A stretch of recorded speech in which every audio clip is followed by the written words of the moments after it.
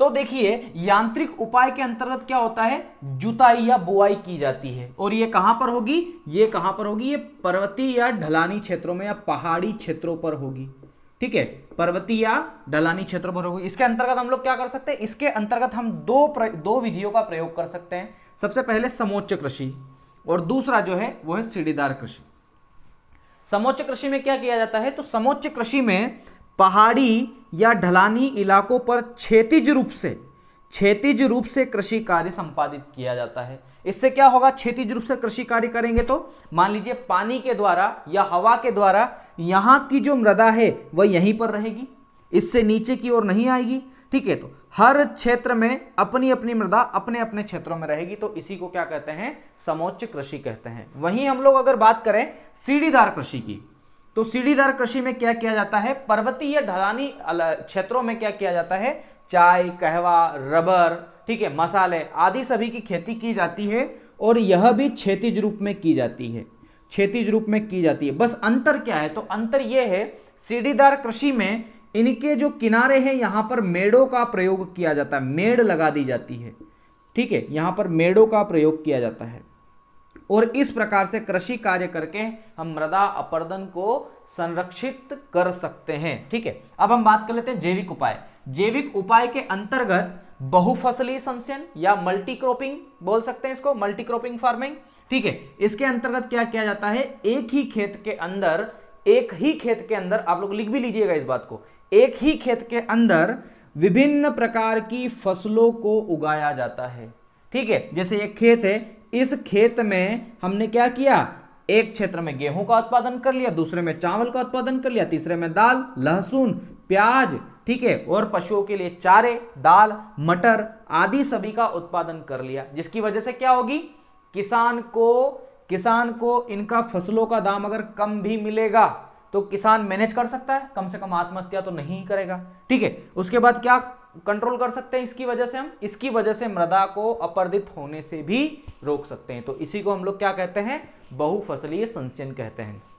जैविक उपाय के अंतर्गत दूसरा हमारा उपाय है, उसे हम कहते हैं इंटरक्रॉपिंग या अंतरासस्यन। अंतरासस्यन के अंतर्गत क्या होता है, तो अंतरासस्यन के अंतर्गत एक ही खेत में, सुनिएगा ध्यान से, एक ही खेत में निश्चित क्रम में जब दो या दो से अधिक फसलों को उगाया जाता है तब उसे क्या कहते हैं, अंतरासस्यन कहते हैं। यानी कि यहां पर हमने मक्का बो दिया, मक्का के बाद में हमने प्याज बो दिया, फिर प्याज बो दिया, फिर मक्का बो दिया, यानी कि एक निश्चित क्रम में जब एक ही खेत में दो या दो से अधिक कृषि कार्य को संपन्न किया जाता है तब हम उसे क्या कहते हैं, इंटरक्रॉपिंग कहते हैं या अंतरासस्यन कृषि कहते हैं।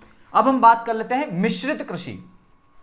मिश्रित कृषि में क्या किया जाता है, छिड़काव विधि द्वारा, ध्यान रखना है, किस विधि द्वारा, छिड़काव विधि। आपने देखा होगा गांव में पशुओं के लिए चारा बरसिम जब हम बोते हैं तो छिड़काव विधि इस प्रकार के माध्यम से प्रयोग करते हैं। तो छिड़काव विधि द्वारा एक खेत में जब दो या दो से अधिक फसलों का उत्पादन किया जाता है या कृषि कार्य किया जाता है उसे हम लोग क्या कहते हैं, छिड़काव विधि के द्वारा मिश्रित कृषि कहते हैं। ठीक है, तो उसमें क्या होगा, जैसे बरसिम में हम लोग क्या करते हैं, मक्का भी मिला देते हैं, ज्वार भी मिला देते हैं, और मूली हो तो मूली मिला देते हैं। ठीक है, मूली के बीज, सब्जियों के बीज पाली पे दे देते हैं। तो इस प्रकार की कृषि क्या कहलाती है, मिक्स्ड एग्रीकल्चर कहलाती है। एक और है इसके अंदर क्रॉप प्रोडक्शन, यानी कि फसल चक्रीकरण। फसल चक्रीकरण में क्या होता है कि निश्चित क्रम में फसलों को एक ही खेत में उगाया जाता है। कैसे, जैसे इस साल हमने गेहूं बो दिए, अब अगले साल हम क्या करेंगे, उसी खेत में चने बो देंगे। ठीक है, फिर अगले साल क्या करेंगे, उसके अगले साल हम लोग उसी में मटर बो देंगे, उसके अगले साल फिर लहसुन बो देंगे, उसके बाद फिर से गेहूं बो देंगे। जब इस प्रकार से कृषि कार्य को संपादित किया जाता है या संपन्न किया जाता है उसी को हम लोग क्या बोलते हैं, क्रॉप रोटेशन कहते हैं या फसल चक्रीकरण कहते हैं। इससे क्या क्या फायदा है, देखो इससे फायदा क्या क्या है, एक तो मिट्टी की उर्वरक शक्ति वही रहेगी, कम नहीं होगी, और दूसरा जीवाश्म जो है मिट्टी के अंदर उनकी भी पर्याप्त मात्रा स्थापित रहेगी, तो वो हमारे उर्वरक शक्ति को बढ़ाने का ही प्रयास करेंगे। ठीक है, अगला है ठूंठदार पलवार। आपने देखा होगा कि जैसे गेहूं है, चने हैं, इनके ठूंठ डंठल बच जाएंगे। अब कृषि कार्य संपन्न होने के बाद अंतिम उत्पाद के रूप में इनके ठूंठ बचेंगे, और हम ठूंठ का प्रयोग आजकल क्या करते हैं, उसके भूसे के लिए निकलवा लेते हैं। बहुत सारे किसान लोग क्या करते हैं, उसी ठूंठ को बाद में जला देते हैं। जब जलाएगा, ठूंठ जलाएगा किसान, तो उससे बहुत सारे नुकसान है। क्या क्या नुकसान है?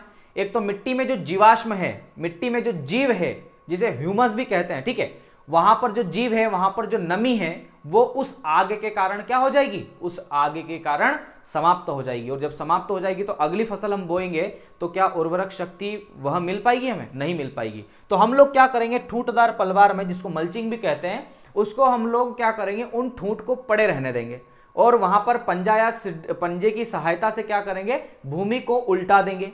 और आप सभी को पता है कि गेहूं अभी मार्च अप्रैल में कटाई हो रही है, उसके बाद फिर कुछ समय तक हम भूमि को खाली छोड़ेंगे, फिर मानसून देवता आ जाएंगे और मानसून देवता क्या करेंगे, कृषि में, खेतों में क्या करेंगे, अपनी वर्षा करेंगे, बारिश करेंगे। और बारिश करेंगे तो वही जो ठूंठ है वह क्या होंगे, अब गल जाएंगे और गलने के बाद सड़ जाएंगे और सड़ने के बाद मिट्टी में मिल जाएंगे।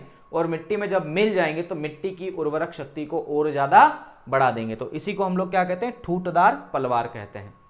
ठीक है, तो मेरे ख्याल से इतना आप लोगों को समझ में आ गया होगा। एक बार पुनः हम लोग इसका रिवीजन कर लेते हैं।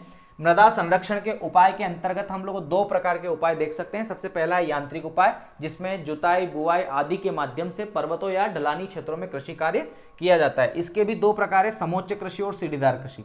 समोच्च कृषि में क्या किया जाता है, क्षैतिज रूप में पर्वतों या ढलानी क्षेत्रों पर कृषि कार्य संपन्न किया जाता है, जिसकी वजह से क्या होगा, जिसकी वजह से मृदा को अपरदित होने से बचाया जा सकता है। सीढ़ीदार कृषि में भी यही है, बस केवल इतना सा अंतर है कि आसपास क्या बना दी जाती है, मेड़ बना दी जाती है, बाड़ बना दी जाती है। अगला है जैविक उपाय। जैविक उपाय के अंतर्गत सबसे पहला है मल्टी क्रॉपिंग फार्मिंग, बहुफसली, एक ही खेत में बहुत सारी फसलों को उगा लेना।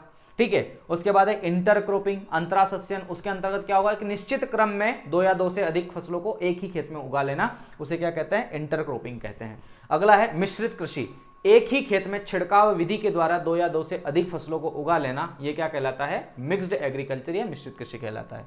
फिर हमने देखा था फसल चक्रीकरण, या इसी को हम लोग बोलते हैं क्रॉप रोटेशन। क्रॉप रोटेशन के अंतर्गत क्या होता है कि एक निश्चित क्रम में हर वर्ष अलग अलग फसलों को उगाना, ताकि मृदा में जो अपरदन है उसको भी बचाया जा सके और वहां पर जीवाश्म और ह्यूमस आदि सभी की मात्रा को भी बचाया जा सके। और एक और है हमारा ठूंठदार पलवार या मल्चिंग। मल्चिंग के अंतर्गत जितने भी कृषि उत्पाद है या अंतिम उत्पाद जो है कृषि कार्य करने के बाद जो हमें प्राप्त होता है, यानी कि ठूंठ प्राप्त होती है, उन ठूंठ को जलाना नहीं है। क्या करना है फिर, उन ठूंठ को खेतों के अंदर ही रहने देना है। जब मानसून आएगा तो वह मानसून क्या करेगा, उनको सड़ा देगा, गला देगा।